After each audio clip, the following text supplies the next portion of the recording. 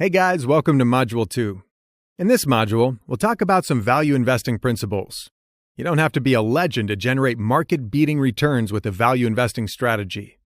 But if you want to understand how to be a successful value investor, it will help to keep these principles in mind.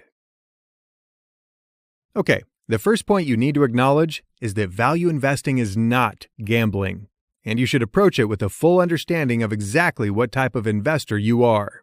And most importantly, you must understand exactly what you buy and why you buy it. Knowing the what and the why here is very important. Value investing isn't a passive strategy. Far from being a guessing game or a gamble, value investing is work. When evaluating a company, you should be able to answer the following questions and explain everything in your own words. What does the company you're investing in do?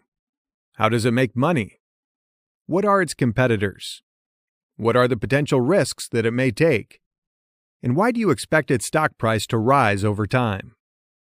It's important to know these things when you first invest, of course, but it's just as important to stay up to date on major developments affecting the company so that you can continue to answer those questions accurately. At a minimum, you should read the company's quarter reports and keep at least a half eye on news pertaining to the company so that you understand if its situation is changing. If something happens that lowers its intrinsic value, you'll need to reevaluate it. Do you still have a good reason to own the stock? If the company you own takes a turn for the worse, with no likely recovery on the horizon, selling its stock may be the best option, even if it means taking a loss.